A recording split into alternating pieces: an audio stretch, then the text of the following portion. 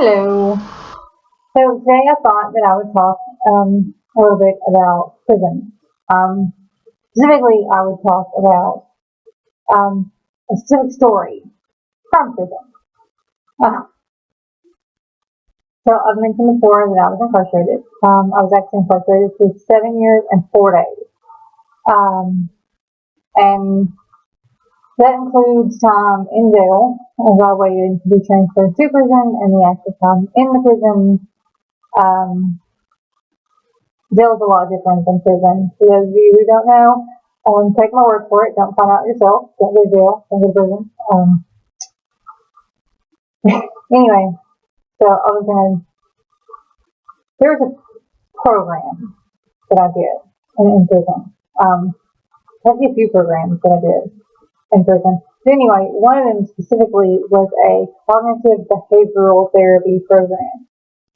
And in this program, you go through 3 levels. First level is you are in class all day. Monday through Friday, all day, like at your job, you're in class. And these classes are basically just, the drug classes, they're classes where you do these workshops to where you have to think about what it's like to be a victim instead of a perpetrator of a crime. And you have to really talk out your past and what led you to be there and whatnot. Anyway, in prison in general, and then these behavioral modification programs specifically, you're not allowed to be in romantic relationships. However, being the person that I am, I was involved in romantic relationships while I was there. And it's strange because the person, we'll call her M, and I, we started dating, and he was taking around, and we were making out in the bathroom, and having sex in the roof room, and it was very much like, hands on from a orange is the new black, where you just find a spot, and you stuff like that. Because you don't know when you're going to have the opportunity again. And there are some feelings there. There's some emotion there. I loved her. Anyway, so we met in this program. We'd actually met previously. We had worked in kitchen together before I got shipped off to Memphis. And we knew each other. We were friendly with one another. We started dating. We started having sex a lot. And I actually gave her a ring and asked her to marry me. At that point, we had been together for several months. And I thought that was an adequate enough time because everything in prison seems so much more intense. Because it's not like you take this person out to restaurants and then you take them home and you make out a little bit and then you go home yourself. It's not the way it works. You live with this person. You see this person every day in and day out. And that's true on the main campus, but it's especially true at the annex where you live in a room with, 20 or more women, and being in the behavioral modification program, I was in a room with 40 women, and she lived literally right up in this little space, in this little alleyway in front of it, that.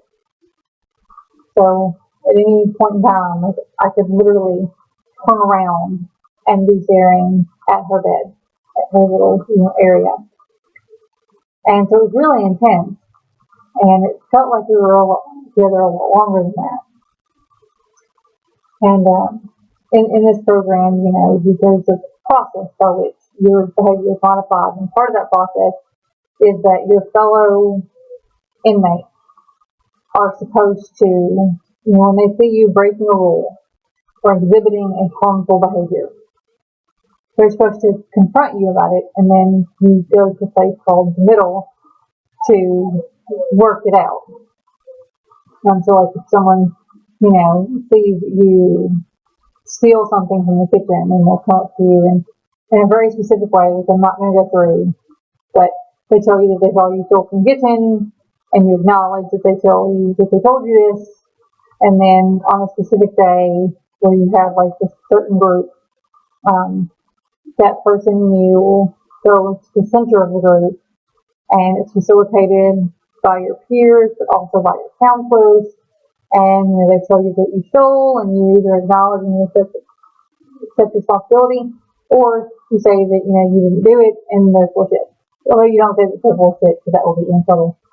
But anyway, that's basically the basic premise. There's a very specific, way that this has to happen.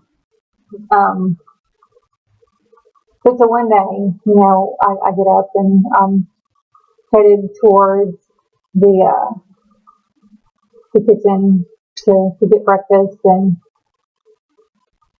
someone comes up to me and is like, "Hey, saw you making out with him, and so you're not supposed to do that. Inappropriate behavior. So I'm letting you know." And I'll be in the middle. So the thing is that it didn't. They said this had happened the night before, and that it was after lights were out, and it didn't happen. It did not occur. There was no making out between she and I at that given point in time. So originally, I said that I didn't accept responsibility, because that was not something that I had done. I did not make out with her at this given time in this given area. The specifics are not right, so I did not accept responsibility. Knowing also that if I did accept responsibility, there was a good chance I was going to be kicked out of the program. And I didn't mean the program to make Pearl, but at this point I was on level 2, I think, which is where you go out and do volunteer work. And I volunteered in an animal shelter, and I loved volunteering at the animal shelter, so I didn't want to give it up. I was at stress level 3, in which I would start looking for a job, and I really did not want to give this up. So anyway, the same thing had happened to my girlfriend. She had gotten the same pull up, and so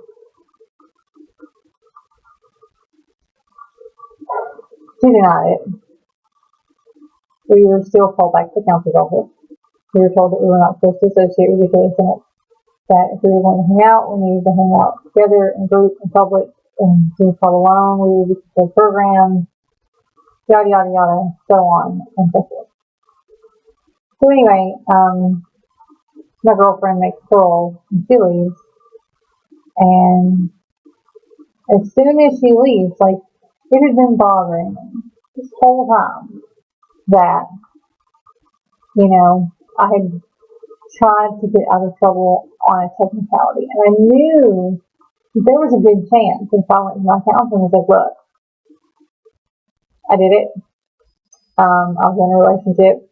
Everyone knew that we were in a relationship. It was very obvious that we were in a relationship. We weren't even trying to hide that we were in a relationship. It is what it is. Whatever." I knew that if I did that there was a good chance I was going to get kicked out of the program, and I really did not want to be kicked out of the program. And so I talked to my girlfriend about it, and she was like, "No, I'm going to make full. Don't take my full away from me. That would be so selfish and rude of you. Don't take my full. Don't take my full." But it ate at me, because here I was trying to become a better person, and I didn't think that there was, at the time, I didn't think there was anything wrong with being in a relationship while in this program. Now I kind of see it differently. You're in there to work on yourself, and you can't do that if you're in a romantic relationship. Because in a romantic relationship, you are taking the other person's, thoughts and feelings and, into consideration, and you're compromising, and you can't do that when you're going through a very intensive therapy program. But at the time I kind of rationalized it with, there's nothing wrong with us being in a relationship, and it's just a stupid, prison rule. It's just a stupid, program rule. doesn't apply to me, shouldn't apply to me. I mean, I'm not straight, don't want to be straight. I think this is just an attempt to make us straight and blah, blah, blah. And so I kind of did give in, and I did compromise, and I did, wasn't in compromise. I gave in. I listened to what M said, and didn't say a word, but it ate at me. So after she made parole, we were writing back and forth, and she was sending me all these pictures. I was talking to her on the phone. She still seemed like we were very much in love and all that stuff. But I went to my counselor, and I was like, look, we are in a relationship. Everyone knew that we were in a relationship. And, it is what it is. I understand if you put me on a program. I want you to know that I understand the difference between, yes, granted, I did not kiss her at that time in that area. That wasn't really the behavior that was in question. It's being very specific. And the behavior in question is whether or not I was in a relationship, and I was, I still am, I don't know why, I'm still with this person, we write, we talk, we were going to be together when I get out. And my hands told me, I don't know if we're going to be just meeting up, I don't see this actually working. However, I appreciate your honesty. You didn't have to come to me and talk to me about that. You did not have to come to me and say anything, so I appreciate it. And tried to tell me that. He's like, I think I think without going into some specifics, I just want you to know that this other person is a very codependent person. And so, I don't want you to be heartbroken. If come to find out this person is with you because they can't stand to be alone, then I don't want you to, be heartbroken for that.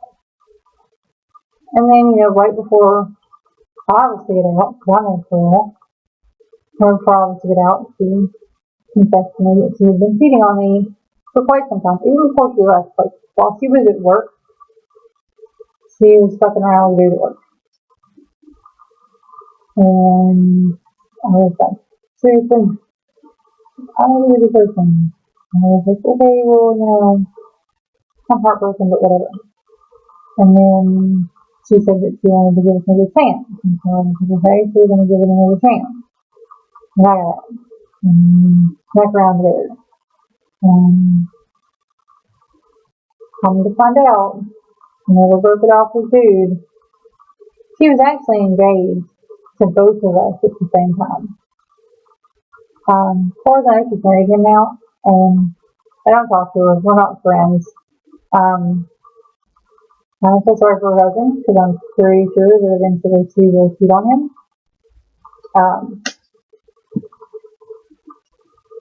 Because she can't stand to be alone. But I hope that I'm wrong. I hope that she's happy and whatnot. But that's not what this is really about. I learned a lot in prison. And from this specific situation, I learned that dating a codependent person is no good. You're not going to get what you need out of that relationship. I don't ever want to be someone's villain again. I don't ever want to be the person that someone is with because their options are limited. I learned that hiding behind a technicality is a good way to start going down the wrong path again.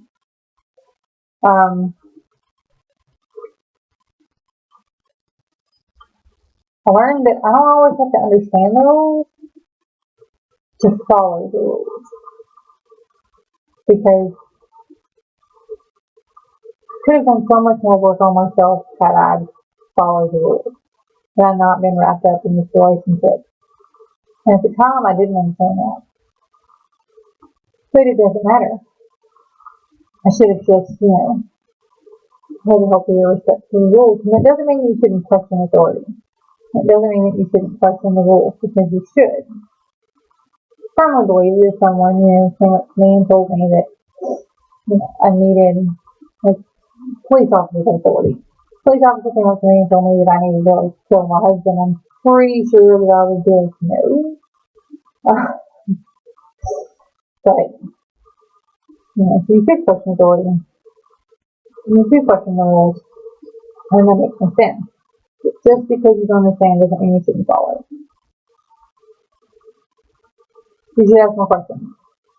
I'm pretty sure that had I approached my counselor and said, why is this a rule? What's the worst that could happen if I'm in a romantic relationship? She would have been like, well, a lot of bad things can happen. Like, for one, you're not going to be working on yourself. You're going to be thinking about your girlfriend, and that's no good. So, break the internet. That's one of the story stories. And yeah, the sex in prison is a lot like Orange is the New Black, which is a show that I love because it actually portrays what it's like to be in prison, how you interact with the guards, friendships that form, but some of those friendships aren't real. Anyway, so that's it for today. Prison Lesbianism 101, and I'll be back tomorrow.